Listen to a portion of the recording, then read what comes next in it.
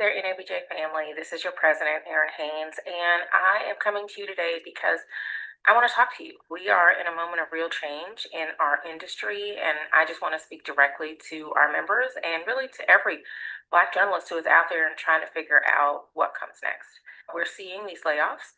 What we're seeing is not just a series of isolated events, it is a transformation of how journalism works and what a career in our field looks like now. I know for many of you this is personal, so I want to say this clearly. This is not a reflection of your talent. This is not a reflection of your value. What's happening right now is a shift in our industry, and you deserve support as you are navigating that. So that's why today I want to announce that we are expanding NABJ Cares. So we're launching resources to help you right now. That's going to be a career hub that's going to help with job and freelance opportunities, programming that's going to help you navigate layoffs and build sustainable income and partnerships to support you, whether you stay in the newsroom that you're currently in or build something of your own or find your next newsroom. Look, we know that there is no longer just one path in journalism. NABJ has to support you across all of those paths. We're not just responding to this moment, we are being thoughtful about what comes next. And so if you have been impacted, I want you to know that we are here for you and we are building for you. All right, hey everyone, welcome into the Rebound, financial fortitude after a layoff. You start these things, usually want to smile, give people an excited welcome in, but what we're talking about today is a very serious subject that is affecting more and more of us in our industry. My name is Dion Rabowen. I am the founder and CEO of an organization that works with legacy Black-owned newspapers to implement digital transformations called the Black Press. I am excited to talk with you today because this is a subject that is becoming all too familiar to folks in our industry. You just heard President Erin Haynes in the video. Our industry is changing, and it's changing in ways that none of us are in control of.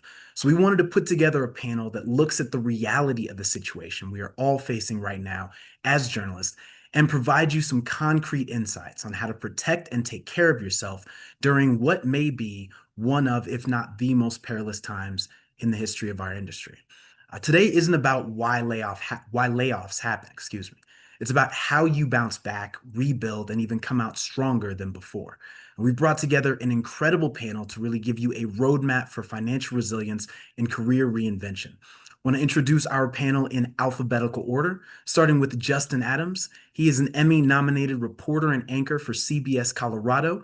He is also a play-by-play broadcaster for the Mountain West Network, Altitude Sports and Entertainment, and formerly of the Pac-12 Network. We're also joined by Kalia Richardson. She is a freelance journalist who provides a voice to marginalized communities within arts and culture. She was previously an entertainment reporter at Rolling Stone. Before that, she completed a year-long fellowship with the New York Times. Her journalism experience also includes roles at WUFT News, the Orlando Sentinel, and the Miami Herald. We're also joined by Bené Wilson. She is a training director for investigative reporters and editors. She was previously the lead credit cards writer for Bankrate and director of the Pointer Coke Media and Journalism Fellowship for Early Career Journalists. She is also a former NABJ board member and a board member of the Online News Association. So we are going to jump right into it. We're going to be talking about everything from maximizing severance and protecting your credit to investing strategically, launching your own media venture. And we've got the journalists here who have done all of those things and more. Today's discussion is designed to give you actionable tools to turn a career gap into a wealth building reset from those of us who have done it. So whether you are facing a layoff right now, just planning for the unexpected, or you're just looking to strengthen your financial footing, the goal here is that we got you. Now, if you have questions, please submit them in the Q&A box, not the chat box. We want to incorporate your questions in today's discussion because this conversation really is about you all and not about us. So please get involved in the discussion. And we're going to be talking about our experiences with layoffs. We want to hear from you all. So first of all, I want to start going around the horn, and we're going to start again with Justin going alphabetically. But Justin, if you would start it off, just talk about your background in journalism and your experience with layoffs. If you could talk about how unexpected it was when you had experienced your first layoff. Well, Dion, first of all, thank you so much for inviting me on this panel. It's truly a pleasure to be able to be on here. So my experience with being laid off happened in 2015. I was working for The Now, which was the Now National Show, and so that was a part of just the network that was going on with Scripps at the time. And so I was doing several different roles, whether it was all behind the scenes, so doing video editing, was doing shooting video as well, and ever so often I will actually be on the screen within the national network that we had.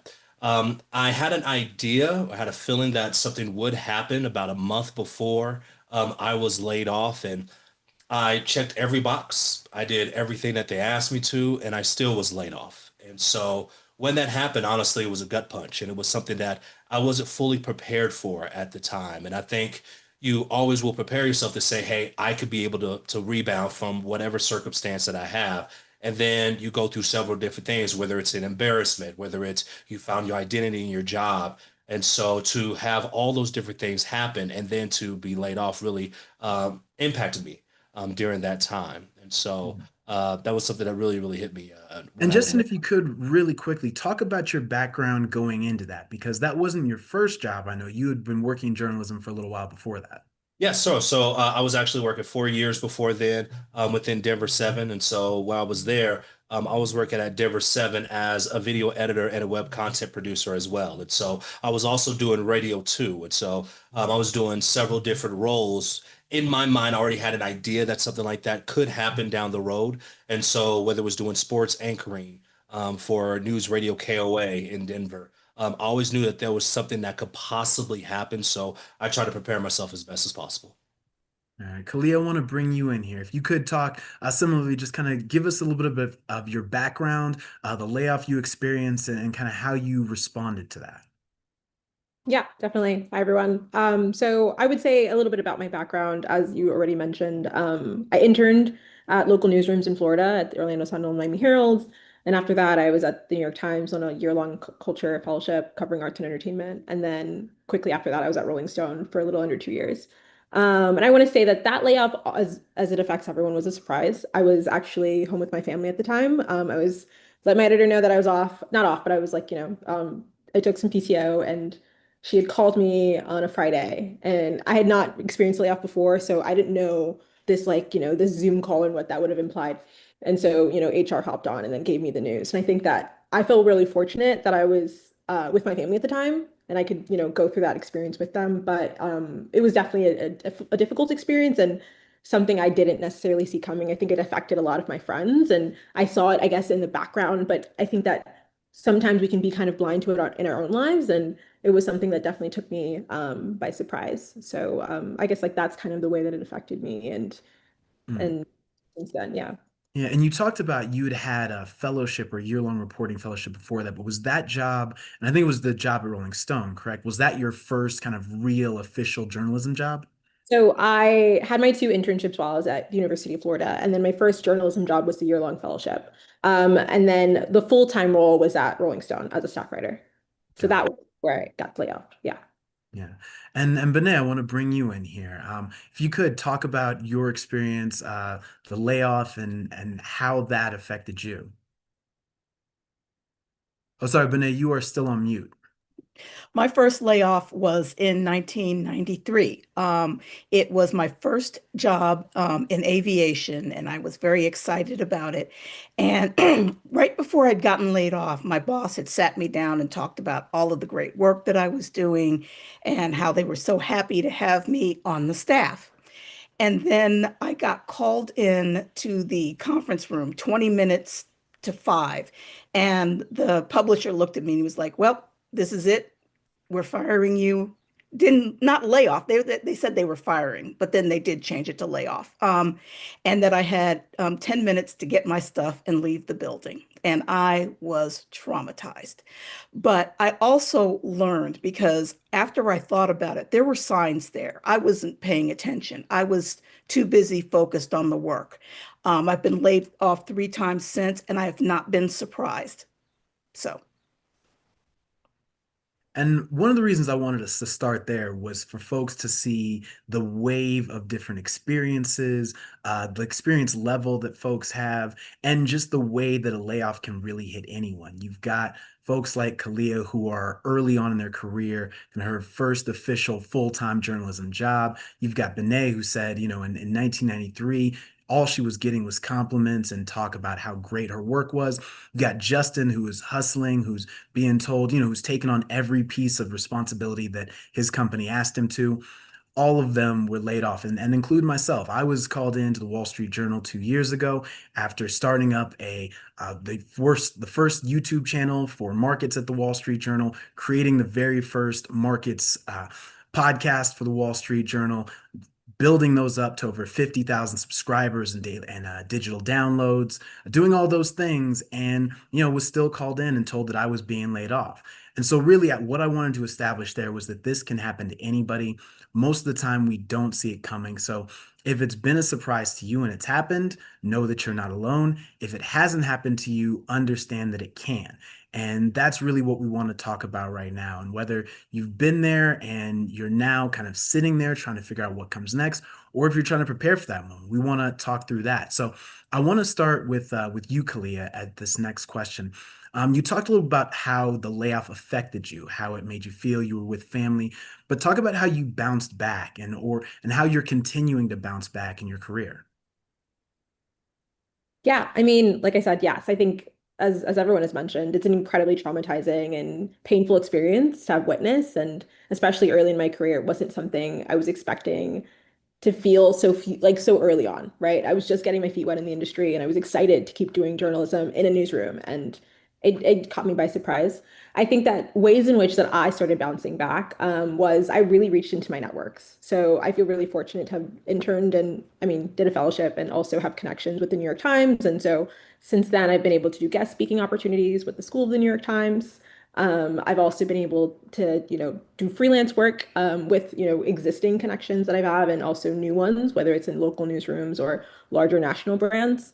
And I also think that forthcoming and because of that connection that I built with the Times, I'm going to also get the opportunity to do work as an instructor with the School of the New York Times. So it's still in line with journalism. I'm getting get the opportunity to teach high school students a little bit about journalism fundamentals and arts and culture reporting and that kind of thing. So it's something that I think that, as with everyone's experience, it's never expected. But I think what's interesting is the different kinds of opportunities that present themselves when you're given a layoff, when you have to like make that decision and really rethink about how you're pursuing your career.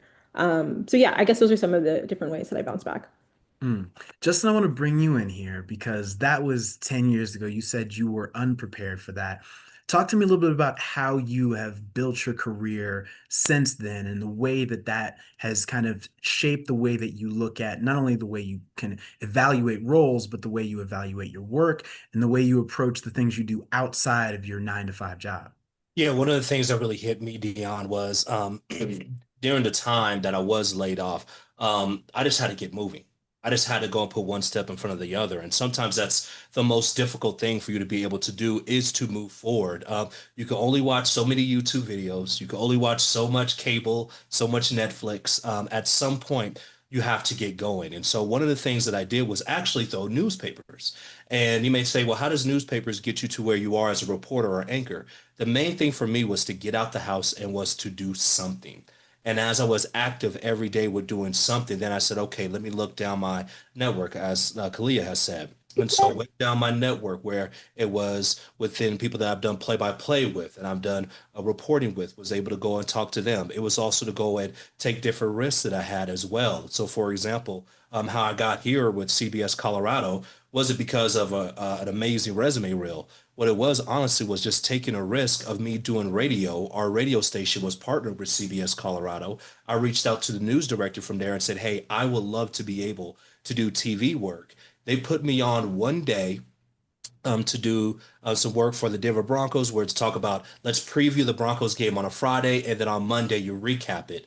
That went from there for a year, and it turned to me doing some work for them on their digital side. That it also turned into work with doing anchoring as well. And now what I'm doing from anchoring and reporting. So it's just really taking that step to go down your network and take that risk. And honestly, the worst thing that you could hear is no.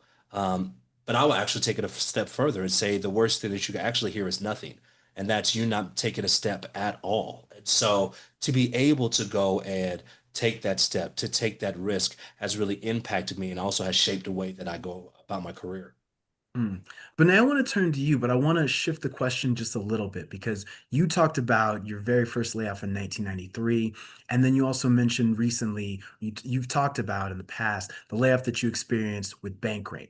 So can you compare the experience of being laid off in 1993, the way you felt, the way you handled that, and the way that you bounced back to the most recent layoff with Bankrate, which was just a year or so ago? Mhm. Well, the one in 1993, I was just devastated. I was shocked. I was just frozen.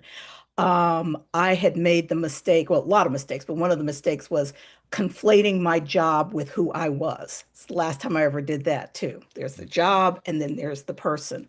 I was lucky, like Kalia, my cousin from California happened to be in town. And I'm crying, I'm boo-hooing, and she's looking at me and she's like, okay, we need to stop this. This is bull S. And so she's like, so finish up the tears, and this is what we're going to do. And she helped me. I didn't know that I could apply for unemployment. I thought unemployment was welfare or something. I was like, I'm not applying for that. She's like, you paid for that, idiot. So, I did that. And then I picked up some freelance work that wasn't journalism related, but it kept the lights on. It paid the bills. I was also still looking for a job. And I ended up at a company that I stayed with for 10 years, where I started as a reporter and ended up overseeing 10 aviation related newsletters, traveling the world, the whole thing. With Bankrate, I was not surprised at all. Last May, we got a new CEO. He came in, I looked at his LinkedIn profile, very nice man, tech bro.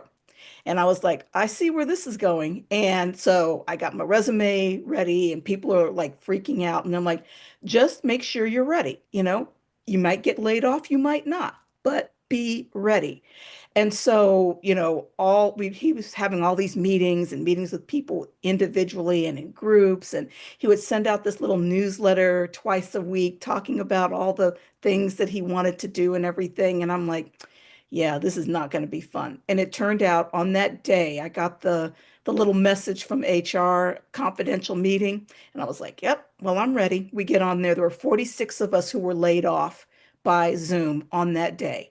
And 5 minutes after that Zoom call ended, all of our access was cut off. So a lot of people were caught. I was not. I knew this was coming, and I was ready, and it was good. So that the difference between knowing and seeing the signs and being ready and not feeling bad and sorry and want to crawl in the bed, to I knew this was coming, I've already prepared, and this is what I did. Mm. And full disclosure, I got caught up in that layoff as well. I was also working for Bankrate at the time.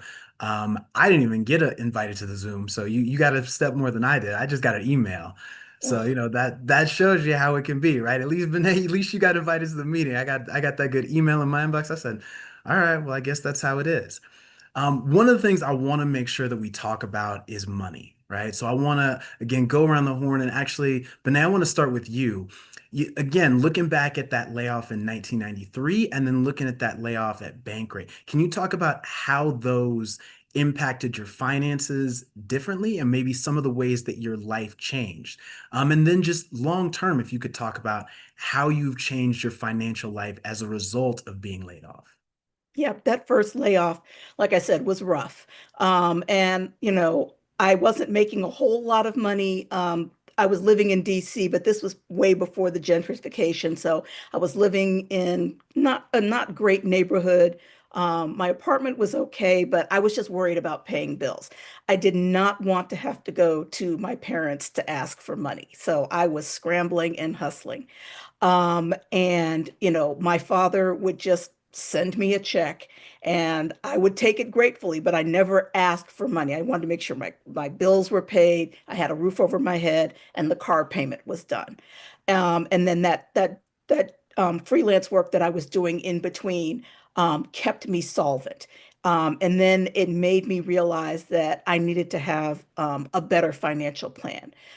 Money saved away. And when you're young and you're in your second, third job, it can be tough. I mean, because you've got bills and you're not thinking about what's going to happen in the future. There's the temptation to take out the money from the 401k. I did that a couple of times. I'm not even going to lie. But you just have to think about that planning. So then when the bank rate thing happened, I was in a much better position because I knew it was coming. I always had my 6 months, my walk away money or my FU money, as some people refer to it.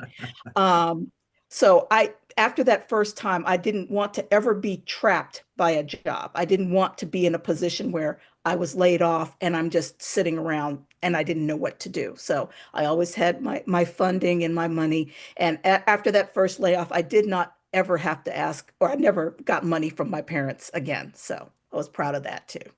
Okay. Justin, I want to come to you because I knew you around that time when you got laid off, and I can speak to Justin Adams with his finances back in 2015 and the very much more evolved Justin Adams that I see in 2026. So if you could talk about that evolution from, and how did that layoff help you with that evolution, that growth that you've had in your financial life?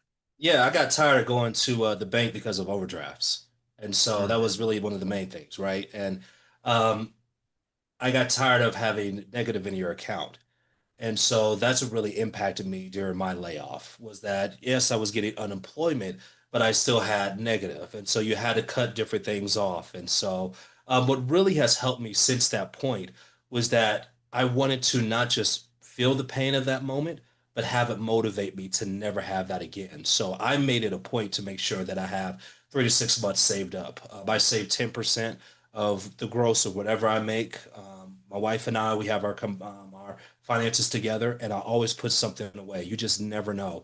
And so if we both were laid off, we would be fine for several months. And I wanted to make sure that that was something that we had because I never wanted to be at the point again where I was begging for bread, and I've been there. And so to be able to now go and be at the point where, yes, I have not only a savings, but also can be able to invest as well is something that is extremely important. And also you find out what type of things are really important. I mean, cable is not that important. You could be able to go and shut that off.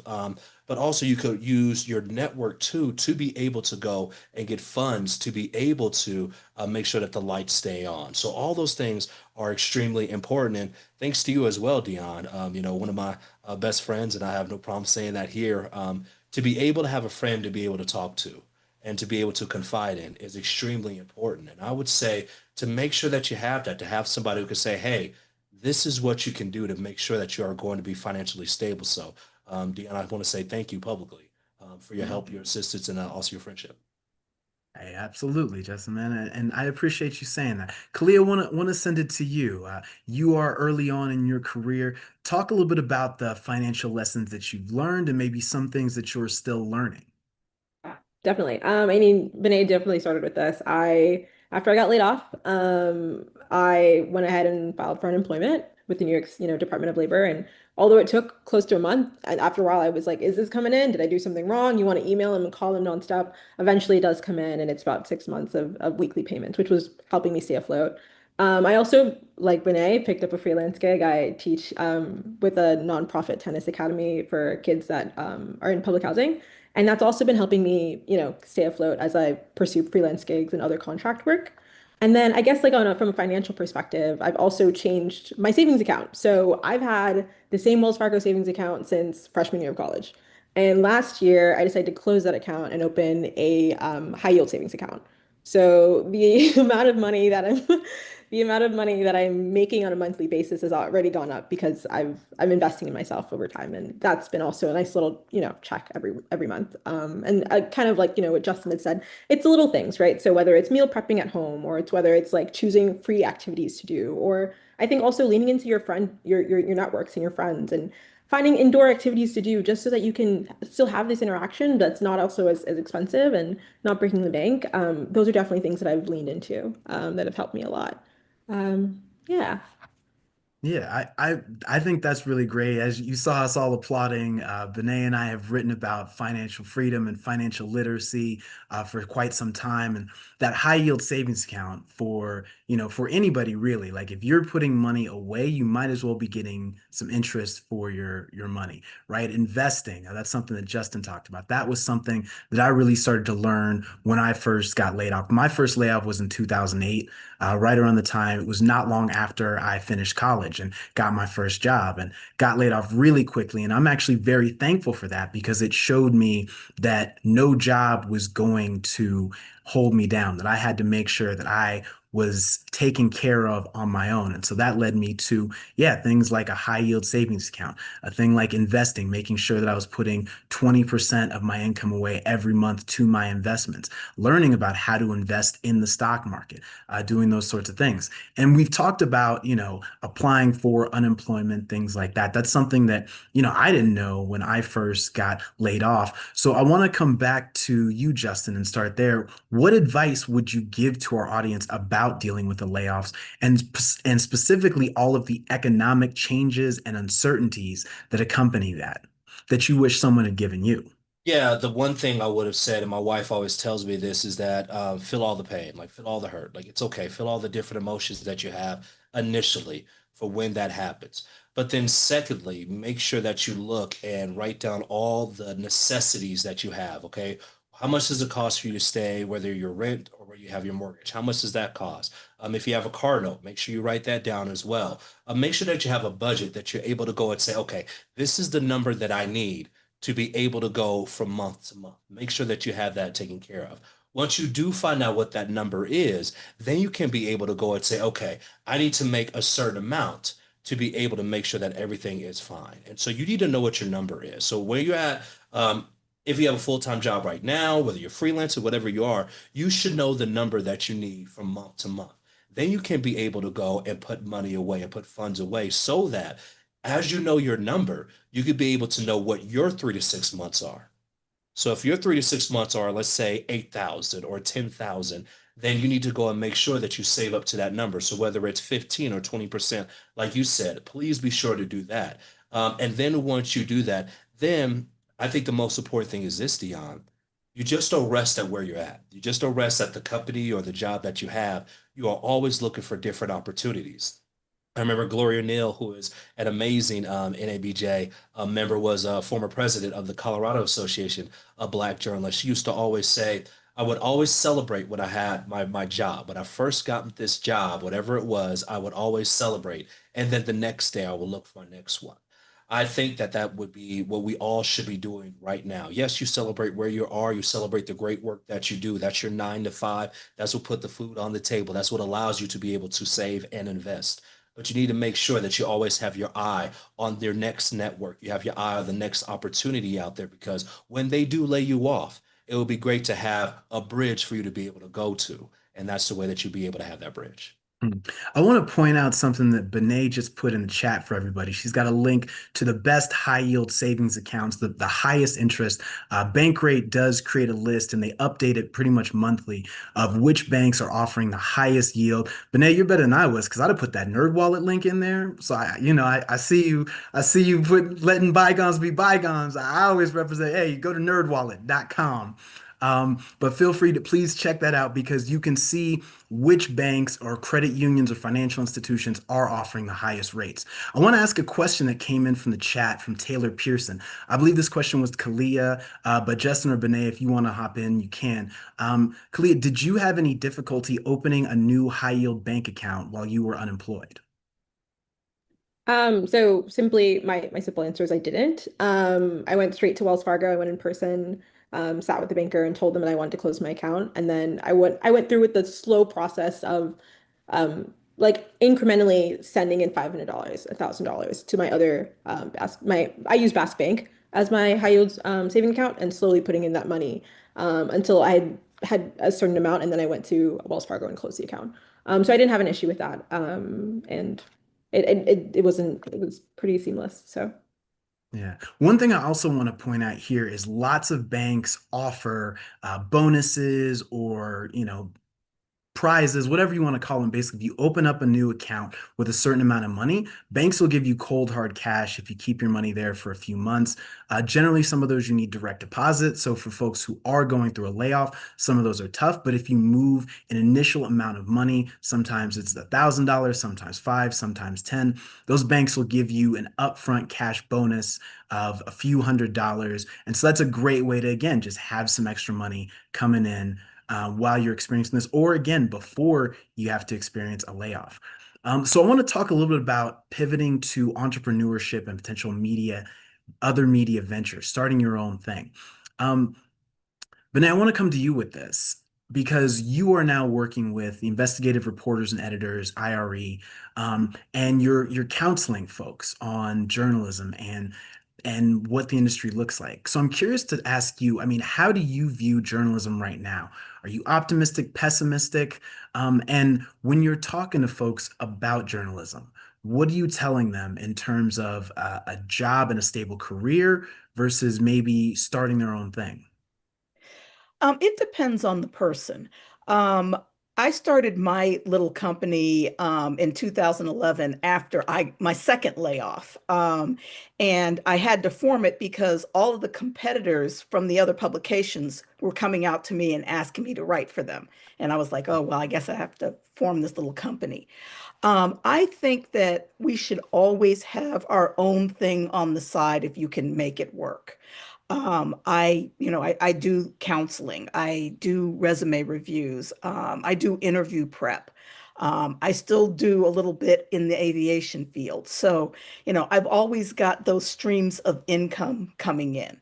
I did try to do freelance 2 years, 100% freelance, and it was too much. It's not for everyone. I admire people who can make it work, and it was working for me until it didn't. It really is based on each individual person, and there's so many different paths that you can take. So I wish I could give you a more succinct answer, but it's based on the individual, what skills they have, what network they have, what connections, what they bring to the table, that sort of thing. Can I ask you a follow-up on that, Benet? You talked about freelancing worked for you until it didn't. And I have a sort of similar story. Early in my career, when I got laid off, I went 100% to freelancing, and it was great for a few years until it wasn't. What was it for you that made freelancing a great thing, a thing that you enjoyed doing and wanted to continue? And then what happened that made that no longer true? I loved the flexibility of freelancing. I loved the mix of clients that I had. I had three anchor clients and then a lot of other companies that, used me regularly. But the three anchor clients were great because you always knew you were going to get those checks every Mm. month or every And week, however they paid and it. if you could, Benet, can you just say what an anchor client is for folks who don't know? Oh, an anchor client is when you sign a contract with a company. So about.com, which is now Meredith dot dash, but I was the air travel expert for about.com for 3 years. And I had a certain number of stories that I had to write. I wrote them and got my check, every month. So I also had a contract with Honeywell. I was writing video scripts for them, and that was an anchor client. And then my third anchor client, oh gosh, I'm blanking out, but I had a third anchor client. And then a couple of things happened. First, about.com kind of changed and they changed the way they did things with contractors, and a lot of us just got let go. And then the second thing that happened was Honeywell decided that they were going to go in another direction. And at the same time, my Obamacare for my kid and I went from $400 a month to $1,200, which was more than my actual rent. So I was like, yeah, this just isn't working for me anymore. And I was freelancing. This is how I got into personal finance. I was freelancing for Magnify Money and Compare Cards. I was writing about airline credit cards and hotel credit cards and things. And they had an opening and I got hired. So, it was a smooth transition. Mm. And what happened that made you say, okay, this no longer works for me. I want to, move into the full-time realm, start my own company. What made freelancing no longer work for you?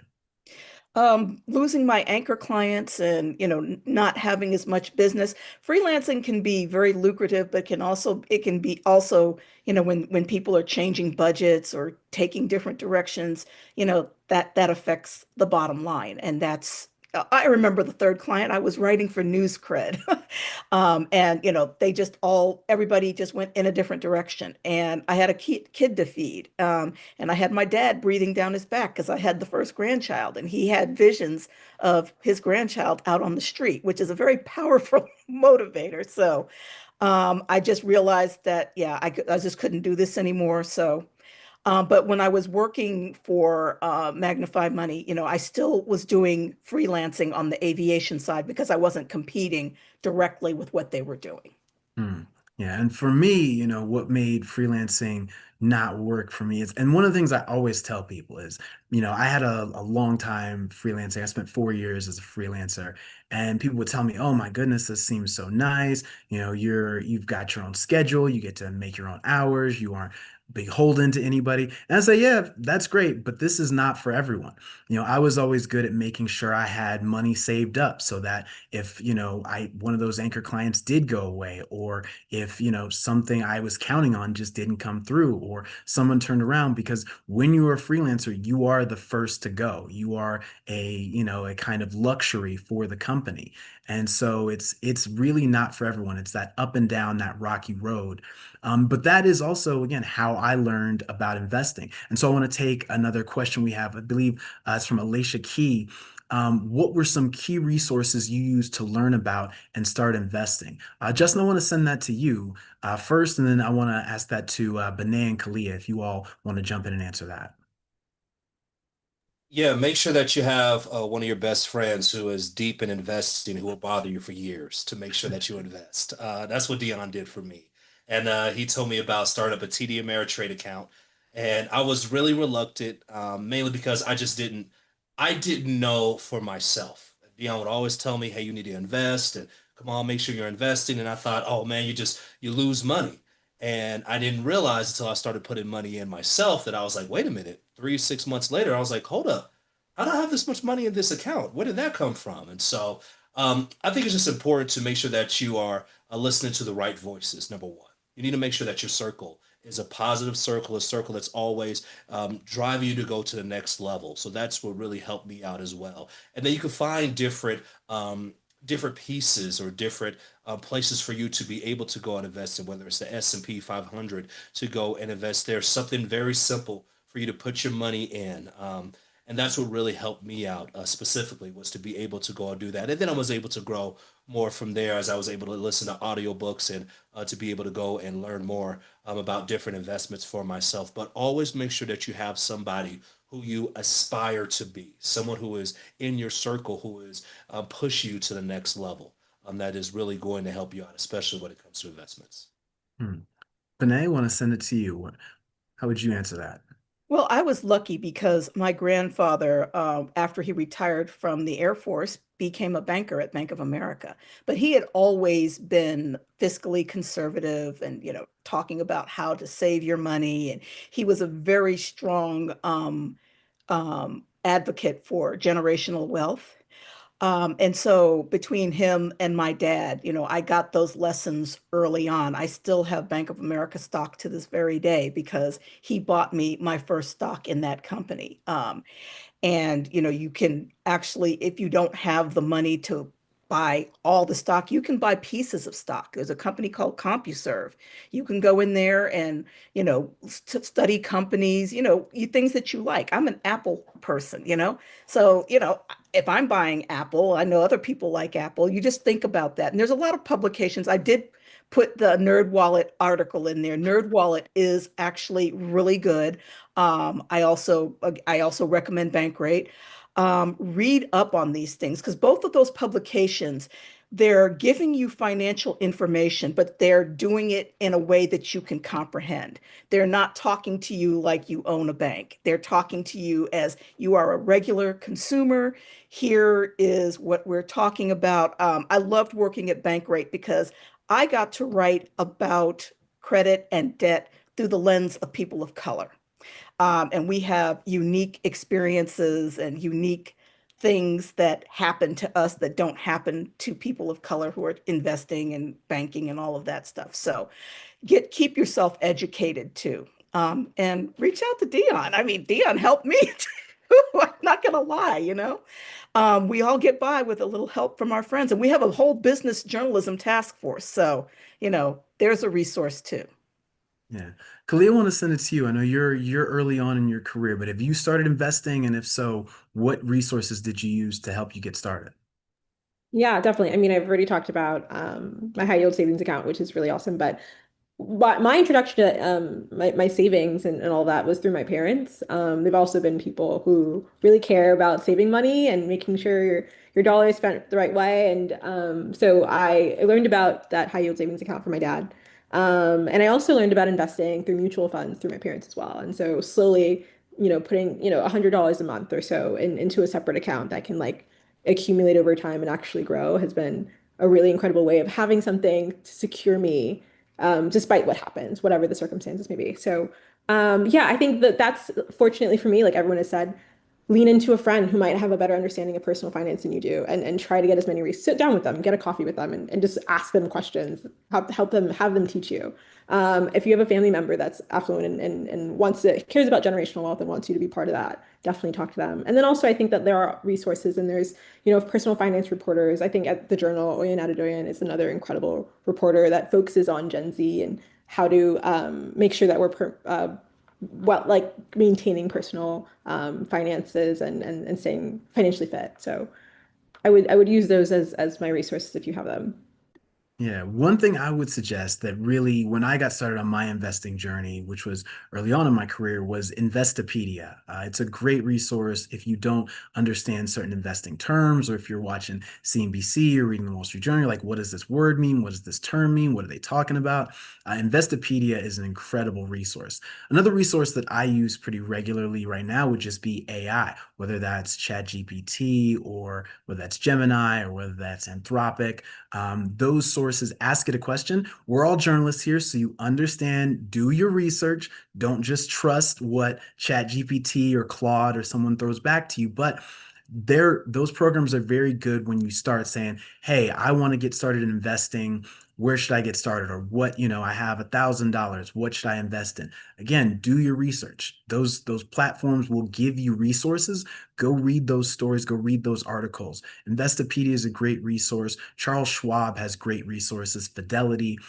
There's lots of places where you can get started on your investing journey, and you can start up, really learning about how to be an investor. And the more you learn, the more questions you have, the more you can keep doing that research. So those are some of the sources that I've used to build up my knowledge. Also, books. Like I recommend just getting started reading a basic investing or economics textbook. Stocks and bonds. There's literally a book out there called The Basics of Stocks and Bonds.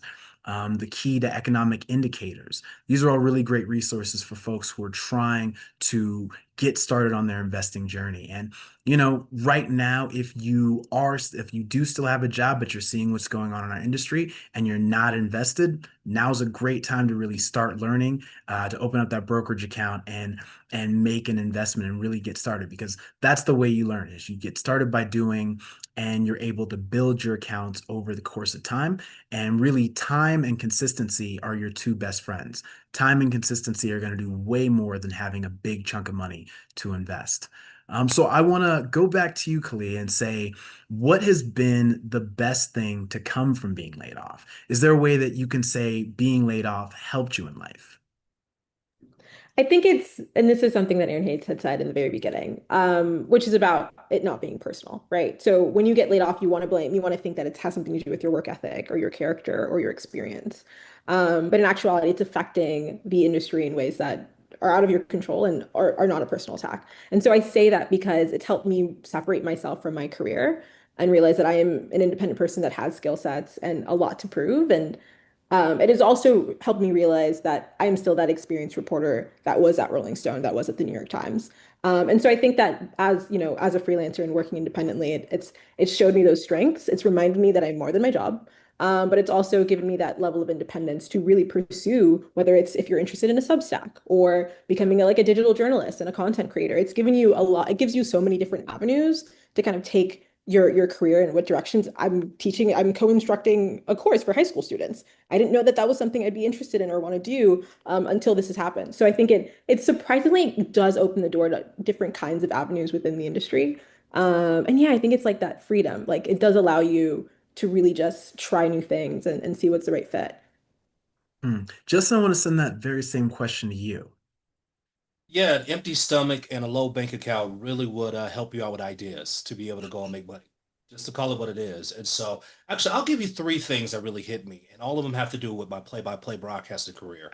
When I got my opportunity with the Pac-12 network, I was trying as hard as I could to be able to go with the Pac-12 network and to try to be able to go and call games there. Had no luck, and then I went back to my university, being a student athlete with the University of Colorado. I called up the athletic director and I talked to him and I said, hey, we know each other. I've been trying my hardest to be able to go with the Pac-12 network. Can't get in touch with them. Can you please help me? About 15 minutes later, he didn't not only just help me, he gave me the number to the president of the Pac-12 network and told me to go give them a call that following Monday. When I gave them a call, they didn't ask for a reel. They just asked if I could be able to do these games. That was it. That's how I was able to start off my career with the Pac-12 network. When I started off with the Mountain West network, my daughter was 1 day old. I'm literally holding her, feeding her for the first time, and I'm on the phone with someone at the University of Wyoming with the Mountain West network, and we're talking about doing games from there. That's how I was able to get started. And with Altitude Sports Entertainment, I just knew the guy who was all about the hiring process, who was the executive director there, and also some of the coordinator producers. I knew them because I did internships when I was a freshman in college, and so I just randomly followed up with them, said, "Hey, I would love to be able just to see how you guys do your broadcast." That turned into a year and a half later doing games for them. The point of that is saying is this: your next opportunity is to the person to the left or to the right of you. Always build up those relationships. That's the way that you're going to be able to go and push for your career. It's not specifically the 9 to 5, and there's not as much longevity as our parents have been able to enjoy. But your next opportunity is right there. Your job is to be able to go get it. And Justin, I think what I hear you saying is for folks who aren't or haven't experienced that layoff yet or aren't laid off right now, who are currently still employed, start talking to those folks. Because Yeah, again, we understand the environment that we're in. You never know when it's coming for you. And so a lot of the things that you did when you were laid off or things that I had to do when I got laid off are things that maybe you should start doing before that layoff hits or before any layoffs in the newsroom hit.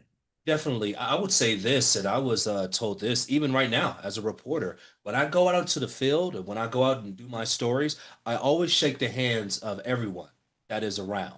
But definitely people who are also within media, so they could be doing PR, or if it's a CEO of a company, or if it's a president of a company, I always shake their hands, and you always want to get their information because you just never know when it's time to be able to go and use that said information to go and get another opportunity. Or they may know somebody who could be able to go and give you another opportunity. And so I believe that being able to go and shake that hand, have a great smile, follow up with an email of your own to say, hey, thank you so much for your time. Obviously, we understand about the importance of making sure that you're doing your job as a journalist, right? But at the same way, it is important to be able to go and build up your Rolodex as you are out into the field to be able to help you if you do get laid off or if you want to take another step in your career. Mm. But I want to send that question to you. What has been throughout your career the best thing about being laid off or the best thing that's come from it? Getting the next job. I will tell you, when I got that first aviation job in 1992, um, that was the last time that I actually applied for a job where I sat and, saw an ad. Back then it was the newspaper, kids, Google it. But ad in the newspaper was in the Washington Post for the aviation reporter. That was the last time I ever just went into a job cold. Every job that I have had since, including the job that I have now, is because of my network, is because somebody reached out and said, "Hey, would you be interested in, or would you like to do?" I mean, it's like what Justin said. You go to events, you see people, you shake their hands, you smile, you keep in touch. But working with that network is a second full-time job, but it's a job that always pays off. After that first layoff, I've been laid off 3 times since, including laid off in 2024 and 2025. I was never worried about not getting another job because I relied on my network. Matter of fact, after the bank rate layoff, I just kind of hit the road. I thought I was going to retire. And I was like, okay. And people were sending me jobs, and I'm like, no, I don't want to work that hard. I'm done. And then I, heard about the IRE thing, and you know, 2 months later, there I was. I started there at the end of January, Mm. and I'm loving it. That's beautiful to hear. That's beautiful to hear. Well, listen, I want to make sure that we tap into that immediate, what immediately happens after layoff. For a lot of folks, there are severance offers. There's, what you've got to deal with unemployment. Benay, I want to start with you on this one. Can you talk through what either stories you've heard or negotiating yourself with severance, some mistakes that folks can make, and maybe some ways to navigate that that'll be the most beneficial? That was the 2011 layoff. I was at Aviation Daily, a publication that's been around so long that Orville Wright was a subscriber. I was the only Black woman in the newsroom and one of 2 minorities. And got the layoff, and I'm sitting there in the office, and they laid off, I think, 17 of us that day, and most of them were walked out that day. There were a handful of us who were not. And so they were like, we're sorry, we're going to have to lay you off. I'm like, okay, yeah, when's my last day and what's the package? Because by that point, I was just like, I know how this show goes. And they're like, well, we just need, I'm like, I don't need to hear the whole spiel. I don't need the executive help or any of that. I just need to know what the numbers are and what my last day is. So they gave me that information, and I looked at it and I was like, okay, I'm going to have my lawyer look at this, and I'm going to take a look at it over the weekend. And when I came back in the office on Monday, I found out the reason why I hadn't been walked out with the rest of everyone else was because I was the only web producer on staff. And they actually, when they laid me off, they told me, we're laying you off because we're going in a more digital direction. And I'm like, do you know what I do? But so I was able to use that as a negotiating point, and it got out on social media that they had laid me off, and we were getting ready to do a big aviation show. And I was the web producer, and it got out, and I'm like, okay, so I negotiated my settlement. I asked for more money. I said, you can negotiate a settlement. You can. All they can do is say no, but I felt like I had enough leverage, so I was able to get more money than I expected. And I didn't even have to spend that money because my last day there, that following Monday, I was freelancing and the money was just flowing in. So there is a point where you can negotiate. Um, Again, if you don't ask, you won't know, and they can that you don't know if you're going to get a yes or a no. Fortunately, I got a yes, and I was able to leverage it. So Mm. I had a similar experience. Now I'll talk a little bit about it, which was I got laid off and they offered me no severance. And I said, okay, you'll be hearing from my lawyer.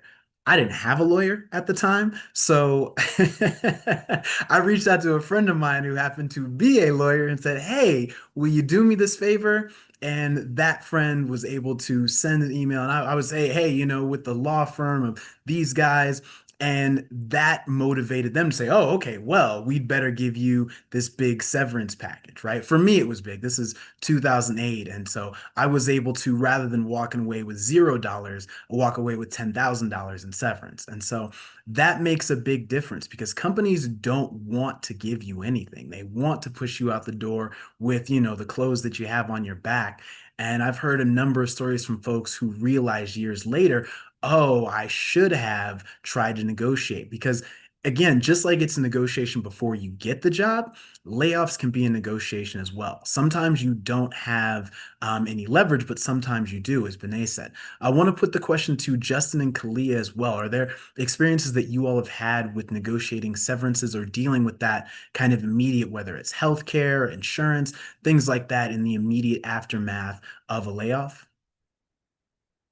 I can go ahead. I mean, I will say that in my case, I unfortunately didn't have that same level of leverage. And I know I didn't have the lawyer idea, so that's a good idea just to have in my back pocket. But I think in my case, I would and some people have unions within their newsrooms that definitely protect them and help them gain those resources. I just wanted to make sure that I made that all of my PTO was paid off, my vacation days were paid off, and to really stretch it because I had only been at the brand for about 2 years. And so I didn't get the massive, severance package that other people may have gotten. And so yes, I would definitely make sure that the resources that they are able to provide to stretch it as much as you can, and make also with with healthcare, making sure that you get that full month afterwards, depending on when you get laid off, that determines how long your healthcare will protect you. So I would make sure that those things are lined up, and yeah, and fingers crossed that you're able to negotiate to get a higher or a larger package. Yeah, when I was laid off from a place called Pro Athletes Outreach, actually, I was a ministry. I was working with a magazine called Sports Spectrum, and so I was laid off from there, and I negotiated to have 3 months with healthcare as well. And so, as I had that, actually, I had a meeting afterwards. They sent me home, and then we followed up with a lunch meeting, and we were able to go and negotiate from there. And I made sure to have at least 3 months of the full pay that I had, as well as the healthcare, which actually carried over to when I started with CBS Colorado and I started off freelancing there. So there was a way for me to start double dipping there, but I did have to go back and speak to them. And that's really another thing too with relationships.